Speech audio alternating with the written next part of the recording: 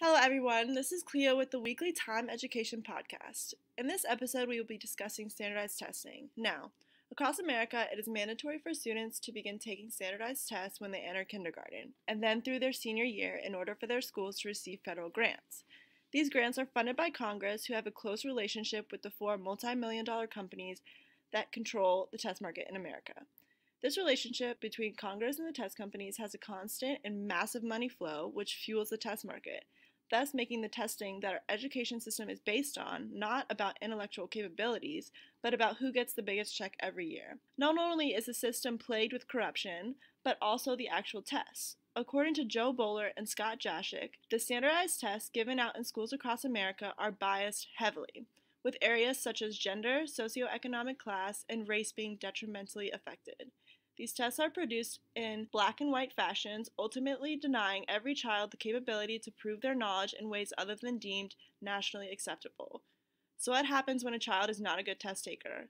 Do they deserve to fail through grade school and not get into college due to their performance on the biggest standardized tests in America, the SAT and ACT? No, every child should get a fair and equal chance to show their knowledge in an unbiased way. Here today to talk with us about these detrimental examinations is Dr. Jordan Brown of James Madison University, who was a high school teacher for 23 years before transferring to professing here at JMU. Dr. Brown, what do you think of these standardized tests?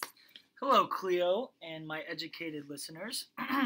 Due to my extensive past in high school and college academia, I am very familiar with the habitual standardized test, and in my professional opinion, they are the abomination of our education system.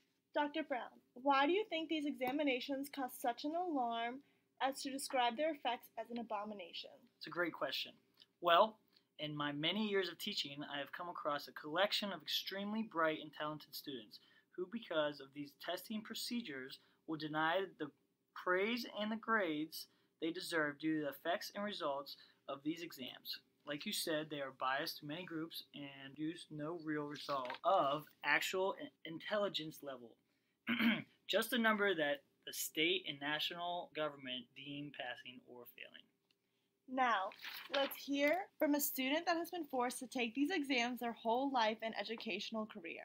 What are your feelings on standardized testing? Well, in the start of my schooling, which I was in Virginia, I was forced to take standardized tests called SOLs from kindergarten until 12th grade.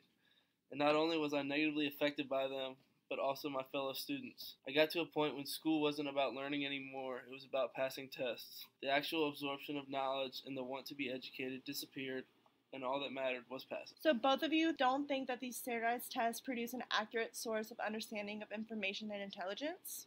In my professional opinion, no. No, I don't think so either. Well, there you have it, folks. Not only do teachers that are compelled to give out these examinations, nor do the students who are forced to take them agree with their approach to find accurate grades.